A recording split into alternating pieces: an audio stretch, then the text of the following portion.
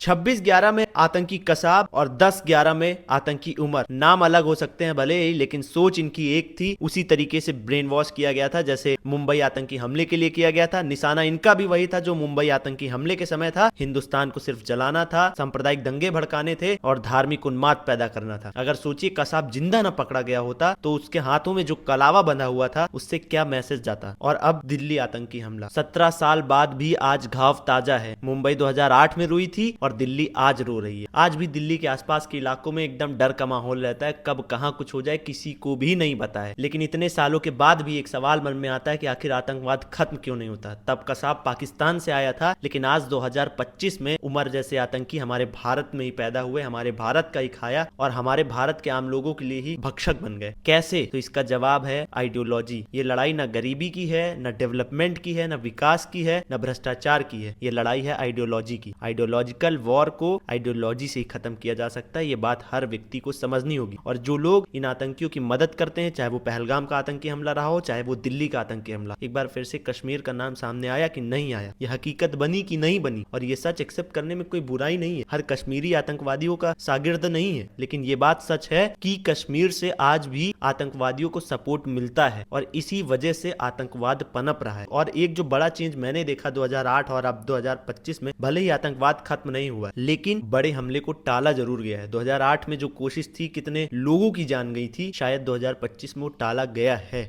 कुछ हद तक, लेकिन एक भी जान गई ये बड़ी बात है, क्योंकि उनमें एक आम आदमी था, किसी के घर का चिराग था, किसी के बेटी का बाप था, किसी का भाई था, किसी की बहन थी, किसी की माँ थी, किसी की पत्नी थी, कोई भी था। लेकिन अगर एक भी जान गई तो ये हमारे लिए सोचने की जरूरत है। तो ये लड़ाई अभी खत्म नहीं हुई है, ये लड़ाई जारी है और तब तक जारी रहेगी जब तक एक भी आतंकी इस देश में जिंदा है। और वो जब तक नहीं खत्म हो जाएगा तब तक कसाब और आतंकी उमर जैसे कितने नाम आएंगे, कितने नाम चले जाएंगे और ये हमेशा दिखते रहेंगे। और इसको खत्म करने के लिए हर एक इंसान को जागना होगा। आतंकी हमारे बीच से ही कोई पैदा होता है और उसका बीज जो है वो सीमा पार से बोया जाता है। तो आतंकवाद को मारने के लिए उस विचार को मारना होगा पहले, जहां से ये आतंकवाद पनप रहा है। और वो काम शायद एक दिन में नहीं होगा, लेकिन अगर हर हिंदुस्तानी जागेगा तो ये विचार भी आतंकियों की तरह एक दिन मारा जाएगा। लेकिन उसके लिए हर एक इंसान को धर्म से उठकर एक देशभक्त, एक हिंदुस्तानी के तौर पर सोचना होगा, तब शायद ये दिन बदले। जय हिंद, जय भारत।